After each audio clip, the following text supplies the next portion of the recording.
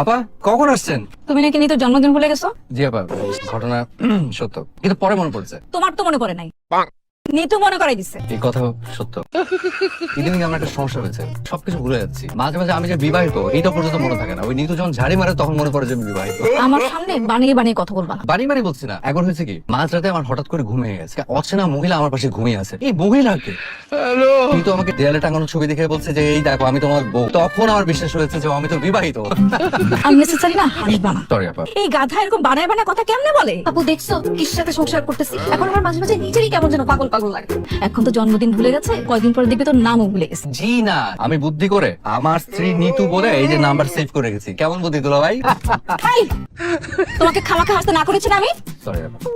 নিতুর জন্মদিনটা শেষ করে দিলা। না না, কিচ্ছু শেষ হয়নি। নিতু তুমি রেডি হও, আমরা বাইরে গিয়ে এখন সেলিব্রেট করবো তোমার জন্মদিন। জন্মদিন গেছে কালকে আর তুমি কেক কাটবা আজকে। তুমি কি ফাইজলামি করো? নিতুর প্রত্যেকটা দিন আমার কাছে জন্মদিন।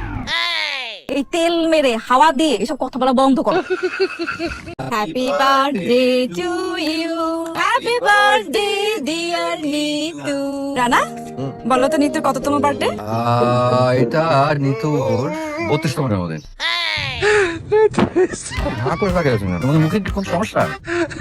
তোর মাথার সমস্যা। কেন আপা, হয় নাই? ফাইজলামি করিস? ওর বয়স 32।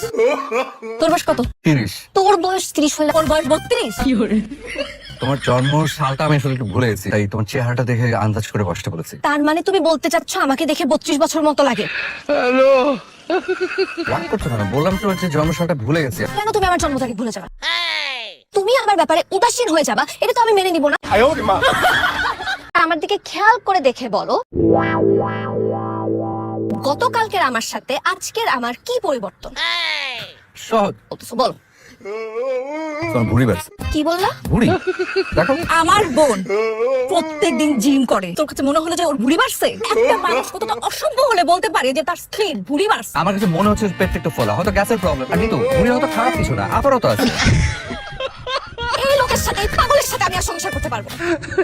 আমি আর নিতে পারতেছি না।